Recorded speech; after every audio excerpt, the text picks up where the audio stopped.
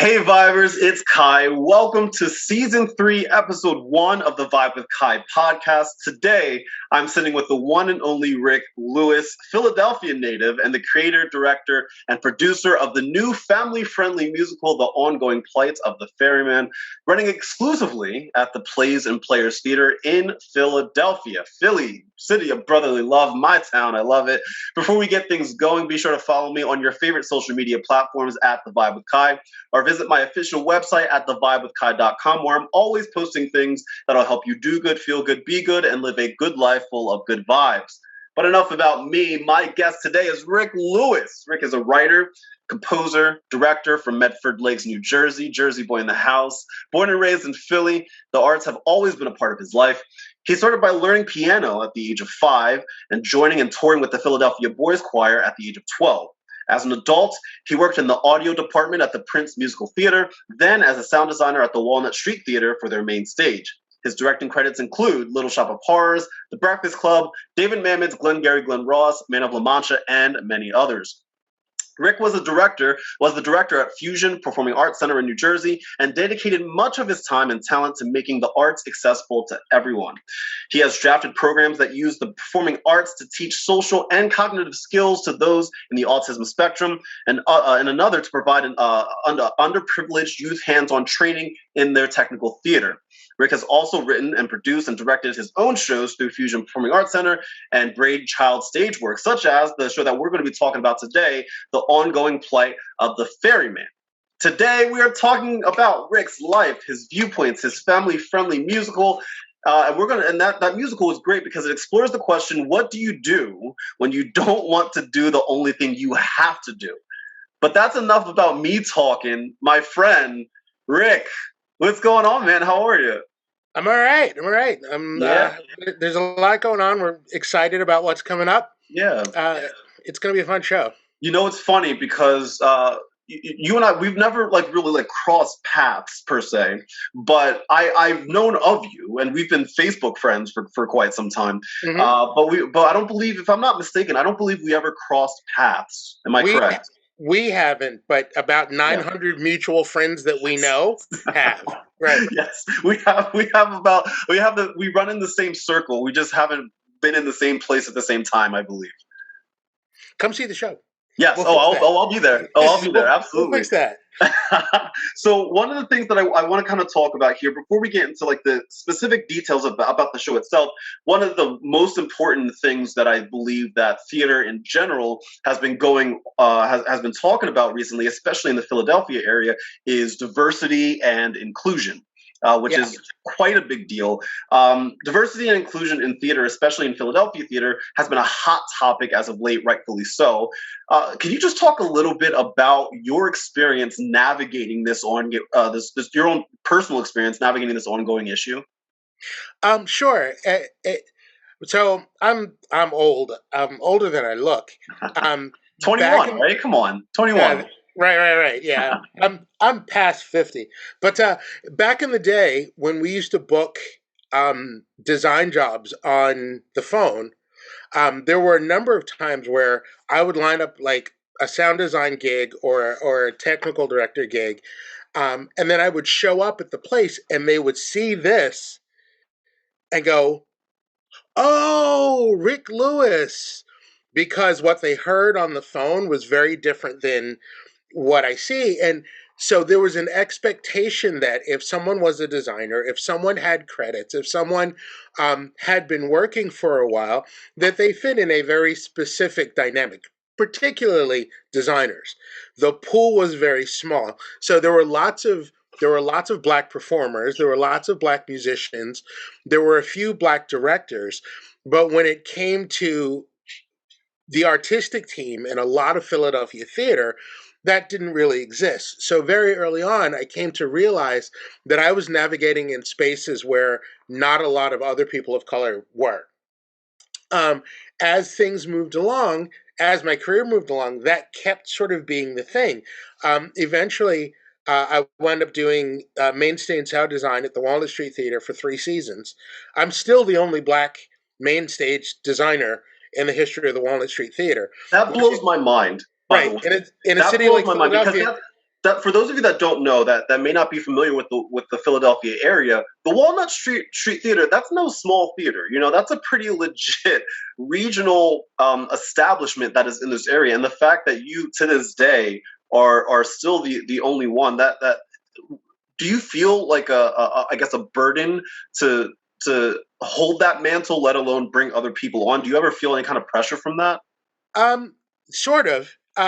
Not not at the Walnut particularly, because any further navigation in that space isn't really up to me. So what I came to realize is that I do have the ability to sort of open up other spaces and other opportunities, which is kind of how this show came into being in Philly. The responsibility to go, okay, well, if you say that diversity, equity, and inclusion can't happen, needs to happen slowly, needs to be an incremental change. I want to be the guy who goes, no, no, no, no. This is how you do it. And this is how you staff it. And this is, I have a problem. There's a lot of theaters that have what I call anonymous diversity, Mm. where there'll be a picture of the staff and crew of a show, and they'll have, you know, the pepper spots. But then you find out that, you know, three of those people are the ensemble, and two of those people are the janitorial staff, and one of those people are the people that like the marketing intern kind of thing. So one of the things that I wanted to see happen with all of the talk about inclusion and all of the changes that we have the opportunity to make as we come out of COVID, I wanted to make sure that designers were from marginalized um, groups, and that our department heads, and that like our our audio one, our audio engineer is a black woman. I've never done a theater show in Philly where the A1 was a black woman. I only I don't think I've ever done any theater in South Jersey or Philly where that's the case as well. I feel you there. so I wanted to make a point of um, finding those who don't normally get to do the things that don't normally get to lead, and give them the opportunity to lead in a situation where it's not just a fringe show. It's not just something that's being performed in a church basement. Like, we wanted to get a known and reputable Philly venue, and to bring in professionals, and to pay people, and to do a show, and to put it together with a cast and crew that reflects what I think the Philadelphia theater community should look like. I'm glad you said that because that was actually going to be one of my next questions. You have an incredibly diverse cast and crew working on this show, and I kind of get I know what you were kind of alluding to here, but can you go into a little bit more detail about how and why that was so important for you to have the cast and crew reflect the area that the show is taking place in? It's it's kind of, there's two parts. On one hand, with all of when we first went into lockdown, and the conversations first started happening, because the real conversations started happening about dealing with bad players in the Philadelphia community, people Mm. who abused their power, people who took advantage of other people. So that's kind of where it started. And then people started to say, well, what about the racism in Philadelphia theater? What about the exclusionary practices that happen? And at the beginning of the lockdown, there was lots of talk of, well, these are our statements, and this is what we're going to do, and this is how we're going to do things. But then as we started to come out of lockdown, a lot of places would do the same. Well, these were the folks that were in line before. Um, so we want to give them the opportunity to come back first. And so a lot of things like access to space and the ability to put things together, and all of that nice, wonderful talk that was going on, wasn't really taking place. So I wanted to fight against that, and I wanted to do a show that said, like I said before, no, this is how you do it. You can do it. It can be done. The talent is there. The people are there. don't tell me you can't find a diverse cast. Yes, you can. So that was something that I decided that I wanted to go out and do. But then the other part of that is the way the show was written originally. I wrote it in 2015, and the way it was written originally, it was just very open ended. There are four characters that are sort of gender specific, but other than that, because I'm sorry, including ensemble, we have an 18 character show. We have 18 people in our cast. So 14 of those 18 are completely open as far as gender, sex, expression, race, the whole bit. And so I felt, because this is a show that has that opportunity, I felt responsible to sort of live up to that and to pull in as many people as I could that way. Right. Now, do you feel that with all of the talks that have been going on, like over the past year, like, I know you were talking about this before, all the, talk that theaters have been doing over the past year to better inclusion and to better diversity, in this area, do you feel that theaters in general right now in the Philadelphia area are taking the right steps? Do you think that from the actions that they've taken so far that they're heading in the right direction? See, you shouldn't ask me questions like that because I'm not that sort of a diplomat. Mm. Um, I I haven't seen it, I think that's fair to say. and I think that's incredibly fair to say. Yes. that's what I'm waiting for. Like it full disclosure. Um, I'm next spring. I'm going to be sound designing for another show, and I'm not going to get into who it is and where it is. But for that particular show, the fact that I am a black designer has no bearing on what I'm bringing to the particular show, just because the show, the way it's written, doesn't call for it. I know that there's another place in Jersey that hired a black director, but they're doing Elf. So the fact that he's a black director doesn't allow the blackness to be brought to the particular program. Don't get me wrong, we're both going to cash the check. But situations there, I feel that there need to be situations where the experience, the upbringing, the cultural quiver that we bring needs to be able to be, and that's not every show. And it's interesting because I don't like the next show that I'm working on after this is a show that I wrote called Garraville, which and that show is almost entirely black, um, and so I don't think that every show that needs to express minorities needs to be a minority show per se, because that's one of the other things that happens is, oh well, we want to be diverse, we want to be representative, so let's do Raisin in the Sun, and it's like, I can't or let's do tell you. Ragtime.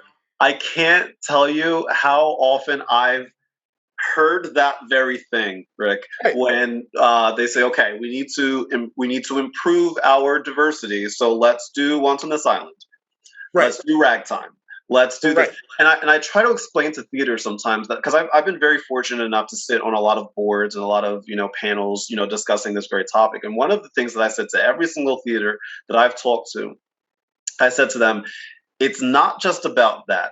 And if you think it's just about that, and okay, we need black people, so let's do a black show. It's not just about that. I don't want you to just call us when you when need a Richie in a chorus line. right. I want you to call us when you want a Curly in Oklahoma. When you want, like, why does it have to be limited to just black shows? Why can't you, the same diversity efforts that you're doing to find the appropriate cast for In the Heights, why don't you do the same thing when you want to just diversify your production of Oklahoma or Hello Dolly, or insert show here that's traditionally white? I feel like that's the key one of the key components that a lot of theaters are missing in this regard. And to your point, it's not just about casting even. Let's get some people of color on the boards. Let's get some people of color on the Mhm. production teams. Let's get some people of color making decisions for the theater. I feel as though it starts from the top down, and I don't think that a lot of theaters understand that it's not just about casting. It's deeper than that. It's way deeper than that. I think part of what happens with that is there are theater models that work, and in order to sort of to break them, I used to have conversations with some students. I remember infamously, I had one student who came in when Gods of Egypt was released, and he Ooh, was flipping out because this is about Gods of Egypt, and all of the people, with the exception of Chadwick Boseman, were all white, I remember that movie. Yeah. and he was losing Mhm. his mind. And I said, what you have to realize is we can't necessarily get mad when people who don't know our stories don't tell our stories. And so one of the things that has to happen is we have to start writing our stuff. We have Yeah. to start producing our stuff. And it's weird. As much as I can't stand his material, I can't fault Tyler Perry's model. I think his material, personally, I think his material is junk and it's pablum, and he did it to make the buck. And, that is what it is. But the concept of someone who's going to hit all of his designers are black, his costumers are black, his choreographers are black, but the stories that he writes aren't. While his earlier theater stuff was all Chitlin Circuit and all for church ladies, as he became more mainstream, he started writing shows that even white people would laugh at. Right. You know what I mean? And Mhm. so to that end, I think we need more writers who will write shows that are not about necessarily our experiences, but that allow us to still tell our stories, if that makes sense without being contradictory. Right, right. Now, one of the really cool things that you've been doing is it's not just obviously about people of color. For you, there's been a lot of different outreach to the community that you plan on doing, especially for the show Mhm. that we're going to be talking about in a second. For example, during the run of the show, you're going to be doing a Pride Night panel, which is Yep. a free panel for the LGBTQA plus community to talk about the diversity in the arts. You're partnering with Art Reach, Operation in Our Backyard. What made you choose these programs, and why do you feel it's important to connect that with your show? Um, so I for a lot of my life, I've been an artist activist. I'm a local politician over here in Burlington County. Um, so there's a lot of me that has a social conscience, and I have a big mouth, so I very much feel the need to sign on the dotted line and put my money where my mouth is, so to speak.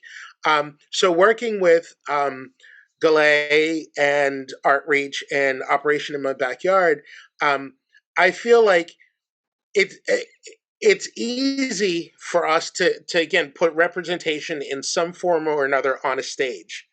But I also want to be involved with groups that are actually doing the on the ground, roll up your sleeve, trod through the mud work in the community. Um, People who are wrestling with drugs and the what drugs cause, and getting to the point where they can get into rehab and that sort of thing. That's the group that Operation in My Backyard works with, and that to me, when you start to talk about inclusion, that also means the people that are cast aside by society. When you start to talk about diversity, that includes um, black trans women have the highest per capita death rate in the country. So, working with groups like LA who deal with Black and Latino, the whole spectrum, LGBTQA plus, I wanted to have a connection between the show, the company, Brainchild, and these groups that are actually in the community making things happen. And Art Reach is cool because people that don't normally get access to the arts are able to, some folks will be able to come see our show for $2, if they have access cards. There are some other people. One of the things that's really cool, I have friends who aren't in Philly, who are buying tickets for other people who wouldn't ordinarily be able to come. And so we're doing that through Outreach. And so, if I'm going to talk about diversity, if I'm going to talk about including the community, then I actually want to be able to include the community. That's great. Yeah, and so what I want to do, I do want to shift our focus to the show itself because I know Okay. we've been kind of alluding to it, this whole time. But I want to tell people about it because I think this is really interesting. So you wrote a show called "The Ongoing Plight of the Ferryman." This family-friendly musical follows Karen, the ferryman, played by Cage Harris, when he is tasked with carrying the souls to the other side, but has become bored with the monotony of his task. Azrael, played by Sophia Waniger, the Angel of Death, wants to maintain the natural order of things. This show is produced by Brainchild Stageworks. This dark musical is loosely based on the legend of the Ferryman. This show has a cast and crew, we talked about this, highlights all different types of races, genders, neurospectral diversity, all of that, features a myriad of musical genres, explosive choreography, and I believe is Dana Orange doing the choreography for this? I have two choreographers. Dana Orange is doing half, and then Halle Berger is doing the other half. That's amazing. Oh, that's so cool. Those are two incredibly talented people. Yeah. And on top of that, they have a cast from all over the Delaware Valley. This is one of the first truly homegrown and developed new works of theater on this scale in quite some time. And I'm telling you, this show is going to be one of the hottest tickets for the fall season in Philadelphia. The Ongoing Plight of the Ferryman. I'm going to include in the description of this podcast and on YouTube and all of that. I will have a link to get more information about this show, and so you can get your tickets and all of that. So let's talk about it. What made you write this adventure? What made you decide to go and adopt this story? MTI sucks. True story. I was going to do Little Shop of Horrors because I wanted to build the plant. And MTI gave me provisional rights, so I auditioned a cast, set a production schedule, put all those things together, and then when we went to send them the final check, they literally told me that someone 12 miles away, a bigger company, decided they wanted to do the show, so they pulled it out from under me. So I had a cast. I had a crew. I had a production schedule. I didn't have a show. So I wrote one for the cast that I had. That's literally how the show came to be. Now, the concept of the ferryman hating his job, so forth and so on, I have all sorts of affinities for particularly dark iconography. So the concept of the ferryman and that mythology has always been interesting to me. I've also always thought that the Angel of Death got a bum rap. So when I put this show together, considering the people that I had working with me, and just the concept of death bringing these people to the ferryman and the ferryman having to slog them to whatever their destination is, I just thought it would be really cool if the Angel of Death was portrayed in a way not typically played. So that went into the juxtaposition between these two and the relationship that winds up happening with them, where death is like, look, I'm part of life. I touch everything. Anything that's ever lived, that ever will live, I'm going to come in contact with. And so that's just how it works. And so I do my job, you do your job, and that's kind of how it goes. And so like there's a fundamental grounding that happens in that. But at the same time, I think that there's a part of the human spirit that inherently wants more. And not necessarily in a greed kind of way, but in a understanding their purpose kind of way. And I think one of the cool things about the show and the way it develops is that Karen comes to understand his purpose, not just his job and not just his identity. So right. that's the theory and the philosophy behind how the show came to be. Now I know you said that you started writing this back in 2015. With that said, has any of the events of the past year and a half come into play for you as a director, as a producer, as a writer, when it comes to putting up this show? For example, obviously we're going through the pandemic, George Floyd, the election, you name it, we went through it. I'm just surprised there hasn't been an alien invasion. Dude, now you've done it. I know. I'm manifesting it. I'm manifesting it. But like, I'm curious, even though you wrote it, 5, 6 years ago, has any of the events of the past year affected the way that you're putting up the show now? Um, Only in the hardcore physical sense. About we were in rehearsals when the world shut down, and we were actually going to do it in the middle of the summer last year.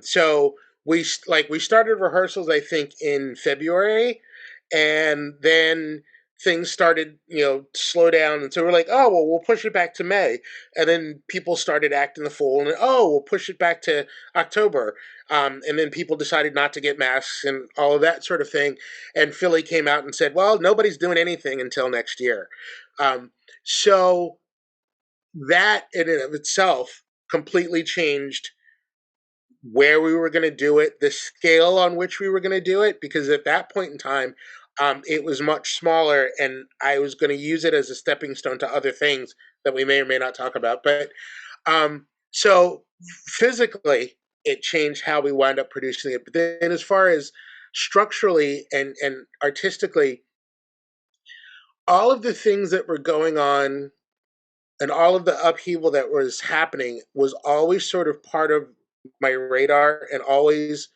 something about which I spoke and about which I speak and about which I march and have conversations and all those sorts of things. But I think as far as the show goes, it just made me more determined. And this goes back to what we were talking about before, as far as diversity and representation. It just made me more determined to not put up with the bullshit and to not put up with the lip service. Because again, I know lots of people who are out doing BLM marches, who have kind of returned to their nice sort of suburban existence. I know a lot of people who were talking about intersectionalism, between marginalized groups, who are out now ready to kind of go back to the status quo. And so when we got the opportunity to do this, we were able to secure the theater. Um, there was no way that this show was not going to come out of the gate vocalizing and visualizing and putting forward and being true to all of the talk that was happening back then. One of the things that actually wound up being kind of disappointing to me, because so many people had to switch gears during the shutdown, and because so many people had to switch gears during the protests and all of those things, finding some people of color who financially could afford to dedicate themselves to a show was hard. Finding people of color to be department heads, finding people of color to even be in the cast, was inordinately difficult, and a lot of that was as a fallout of what was going on last year. So my hope is that as this show comes out and as we kind of say here it can be done, that it opens up the opportunity for more of that sort of thing to happen and for more people who normally wouldn't, for whatever reason, to be involved. Now you brought up the cast here, and I do want to highlight them a little bit. Can you talk a little bit about the people, the artists, I guess both on stage and off, that you're working with now? What is it like? You pretty much have your finger on the pulse right now, working with these artists both on and off the stage. What is the rehearsal process been like for you so far? The rehearsal process has been interesting. I'm working with some of the people that I'm working with. Um, there's the youngest member of the cast. Her name is Isabella Lieberman, and it's great because she's biracial. Um, eh, I've been working with her since she was like 7 or 8. Like, so I've been working with her forever. There's some people in the cast that I've literally been working with for 3 months, 2 months even. So the breadth of experience with the people that I'm working with. There's other people who have done either stage readings with me or done other shows, and a lot of people like I'd never met before the first rehearsal. So that is its own kind of interesting and its own sort of dynamic. What's been really cool is the space that we've created. Everyone has the freedom, the space, and the ability to be completely and authentically who they are. So there's all sorts of expressions that will wind up happening just in the talk and the interaction that we have as we're working on scripts.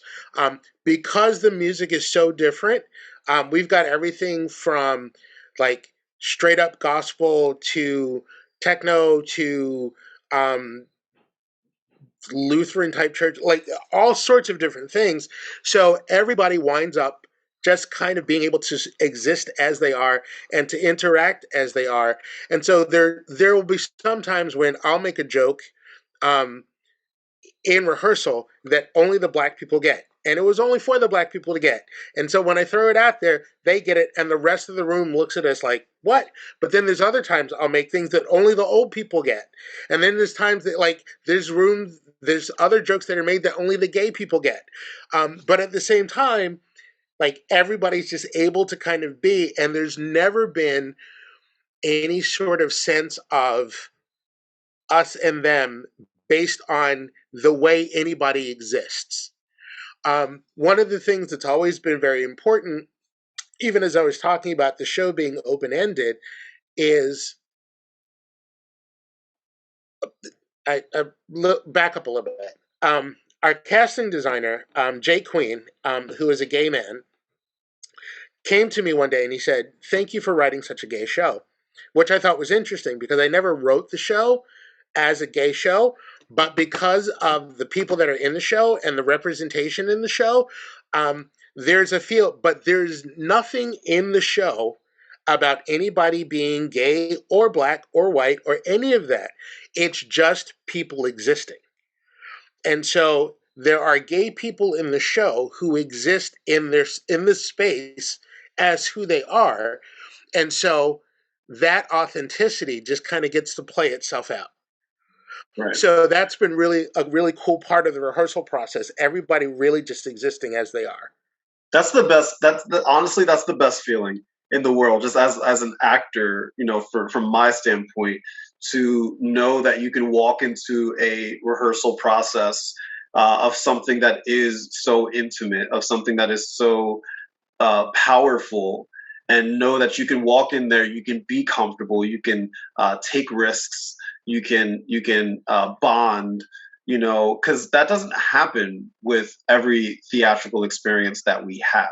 So when we do get a chance to kind of nail it on the head from many different aspects, that's when it becomes something special, right? And I hope that people really, as we go on, with theater, and theater starts to return this fall, and theater start to focus on their seasons and their experiences and stuff like that. I hope that people understand what can truly make a show experience special, and when something like what you were describing here, when there isn't just like this us versus them mentality, that doesn't exist. So there's more of a comfortability level there that makes the experience just in general more fun, and if anything, it makes them want to come back for more. So I guess my last question to you is this, Ryk: why should people come see this show? Let's just say there's somebody listening right now. They're in the Philly area, South Jersey, Delaware, wherever it may be. They have a chance to come see the show, which, by the way, it runs all the entire month of October, pretty much, at the Plays and Players Theater in Philadelphia. We'll talk about that at the end. But if they want to come see, if they're contemplating coming to see the show, tell them why they should come see this show. You're gonna laugh a lot. It's a ridiculously funny show. You're going to walk out feeling better about being you. If you come see this show, you will be more empowered to be you. You will walk out humming some of the songs. And one of the things that we wanted to do, like last year, we got robbed of Halloween. Like, there's some people who are like all into spooky season and all about it, and I don't know of a better way to get it back than to come see this show. And it's cool because it's a it's a family friendly show, but it's kind of like Warner Brothers cartoons. Like, it's friendly for the kids, but the grown ups are going to have a really good time on their own level. Right. There's going to be there's going to be a little something for them as well to enjoy as they're watching it. Yeah. Absolutely. I mean, and yeah. So it's and I feel a little bit weird because I wrote it, but like it's a really really good show. People will laugh, people will sing, people will cry. Um, it, it's moving. I can't. Honestly, I can't wait. I can't wait to see it. It's. I mean, just from what I've read about it, and then obviously talking with you and Kelsey about it, I'm really excited to come see it and experience it myself because I mean, that's my kind of vibe. So like, I'm all about. I'm all about that. My friends, the ongoing plight of the Ferryman is set to run this October at the Plays and Players Theater in Philadelphia. Tickets are now on sale. Click the link in the description to learn more about Ryk and the show and how to get your tickets. I promise you, this is a show that you do not want to miss. I'll be seeing it, and I'll put up on my Instagram when exactly I'm going to see it. That way, maybe we can get a whole group of people going, and we can chat about the show afterwards. To my friend Ryk, thank you so much for chatting with me today, my friend. I'm excited. Thank you for having me. This Friday, you excited? You pumped up? I'm exhausted. And right behind the exhaustion is excitement. Yes, that's fair. But that's theater, baby. That's theater. Indeed. I love it. To everybody else, be sure to follow me on your favorite social media platforms at The Vibe with Kai, or visit my official website at thevibewithkai.com, where I'm always posting things that'll help you do good, feel good, be good, and live a good life full of good vibes. As always, my friends, thank you so much for watching and for listening. God bless and good vibes.